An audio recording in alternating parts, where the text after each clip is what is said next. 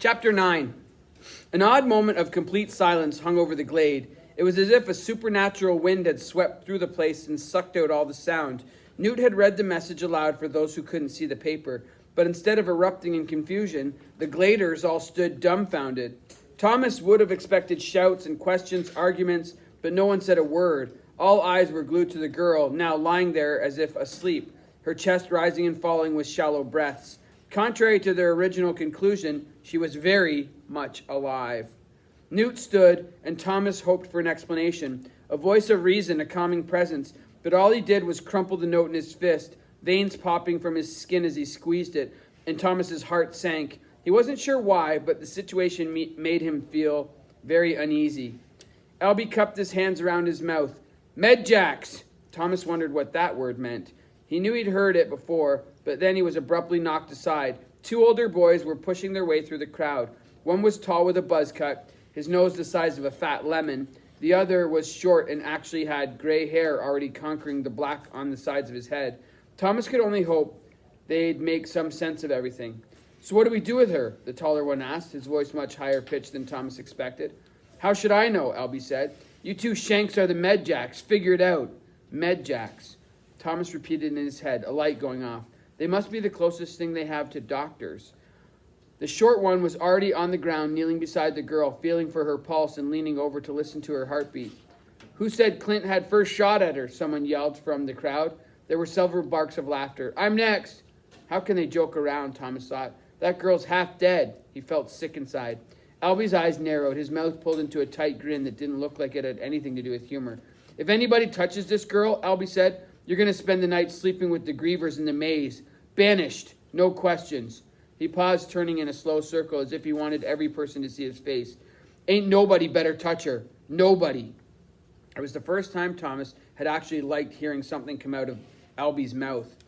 The short guy who'd been referred to as a Medjack, Clint, if the spectator had been correct, stood up from his examination. She seems fine. Breathing okay, normal heartbeat, though it's a bit slow. Your guess is as good as mine, but I'd say she's in a coma. Jeff, let's take her to the homestead. His partner, Jeff, stepped over to grab her by the arms while Clint took hold of her feet. Thomas wished he could do more than watch. With every passing second, he doubted more and more that what he'd said earlier was true. She did seem familiar. He felt a connection to her, though it was impossible to grasp in his mind. The idea made him nervous, and he looked around as if someone might have heard his thoughts. On the count of 3, Jeff, the taller Medjack, was saying, his tall frame looking ridiculous, bent in half, like a praying mantis. 1, 2, 3. They lifted her with a quick jerk, almost throwing her up in the air. She was obviously a lot lighter than they'd thought, and Thomas almost shouted at them to be careful. Guess we'll have to see what she does, Jeff said to no one in particular. We can feed her soupy stuff if she doesn't wake up soon. Just watch her closely, Newt said. Must be something special about her, or they wouldn't have sent her here. Thomas's gut clenched. He knew that he and the girl were connected somehow. They'd come a day apart. She seemed familiar. He had a consuming urge to become a runner despite learning so many terrible things. What did it all mean? Albie leaned over to look in her face once more before they carried her off. Put her next to Ben's room and keep a watch on her day and night. Nothing better happened without me knowing about it. I don't care if she talks in her sleep or takes a clunk. You come tell me. Yeah, Jeff muttered. Then he and Clint shuffled off to the homestead, the girl's body bouncing as they went, and the other gladers finally started to talk about it, scattering as theories bubbled through the air. Thomas watched all this in mute contemplation. This strange connection he felt wasn't his alone. The not-so-veiled accusations thrown at him only a few minutes before proved that the others suspected something too. But what? He was already completely confused. Being blamed for things only made him feel worse. As if reading his thoughts, Albie walked over and grabbed him by the shoulder. You ain't never seen her before? He asked. Thomas hesitated before he answered. Not that I remember. He hoped his shaky voice didn't betray his doubts. What if he did know her somehow? What would that mean? You're sure? Newt prodded, standing right behind Albie. No, I don't think so. Why are you grilling me like this? All Thomas wanted right then was for night to fall so he could be alone, go to sleep. Albie shook his head, then turned back to Newt, releasing his grip on Thomas's shoulder. Something's whacked. Call a gathering.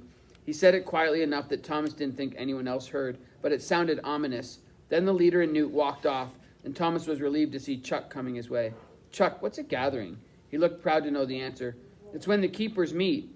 They only call one when something weird or terrible happens. Well, I guess today fits both of those categories pretty well. Thomas's stomach rumbled, interrupting his thoughts. I didn't finish my breakfast. Can we get something somewhere? I'm starving. Chuck looked up at him, his eyebrows raised. Seeing that chick wig out made you hungry? You must be more psycho than I thought. Thomas sighed. Just get me some food. The kitchen was small, but had everything one needed to make a hearty meal. A big oven, a microwave, a dishwasher, a couple of tables. It seemed old and run down, but clean. Seeing the appliances and the familiar layout made Thomas feel as if memories, real solid memories, were right on the edge of his mind. But again, the essential parts were missing. Names, faces, places, events. It was maddening. Take a seat, Chuck said. I'll get you something, but I swear this is the last time. Just be glad Fry Pan isn't around. He hates it when we raid his fridge. Thomas was relieved they were alone. As Chuck fumbled about with dishes and things from the fridge, Thomas pulled out a wooden chair from a small plastic table and sat down. This is crazy. How can this be for real? Somebody sent us here. Somebody evil. Chuck paused. Quit complaining. Just accept it and don't think about it. Yeah, right. Thomas looked out a window. This seemed a good time to bring up one of the million questions bouncing through his brain. So where does the electricity come from? Who cares? I'll take it. What a surprise, Thomas thought. No answer. Chuck brought 2 plates with sandwiches and carrots over to the table. The bread was thick and white, the carrots sparkling, bright orange. Thomas's stomach begged him to hurry. He picked up his sandwich and started devouring it. Oh man, he mumbled with a full mouth. At least the food is good.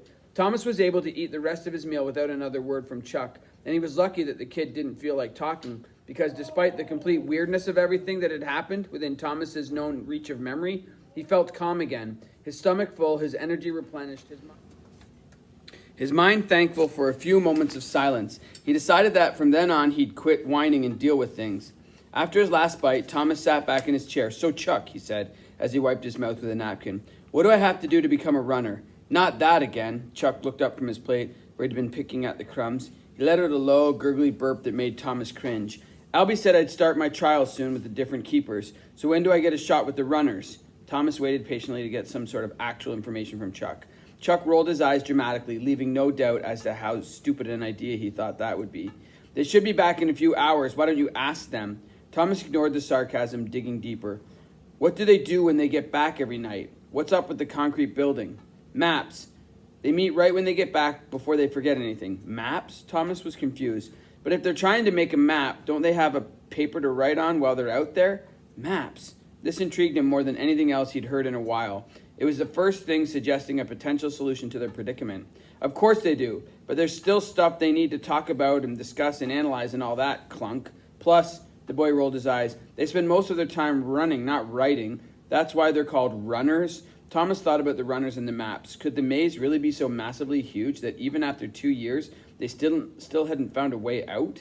It seemed impossible, but then he remembered what Albie said about the moving walls. What if all of them were sentenced to live here until they died? Sentenced. The word made him feel a rush of panic, and the spark of hope the meal had brought him fizzled with a silent hiss.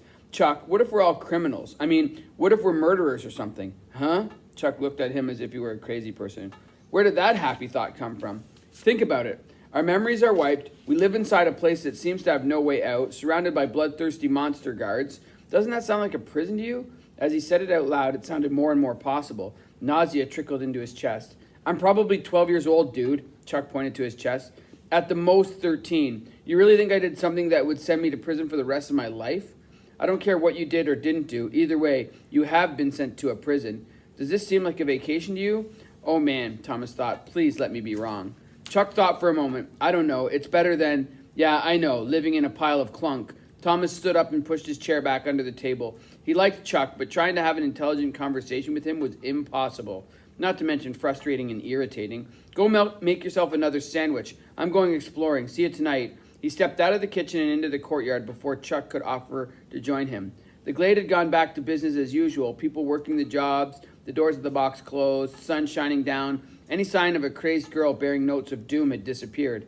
Having had his tour cut short, he decided to take a walk around the glade on his own and get a better look and feel for the place. He headed out for the northeast corner toward the big rows of tall green corn stalks that looked ready to harvest. There was other stuff too, tomatoes, lettuce, peas, a lot more than Thomas didn't recognize.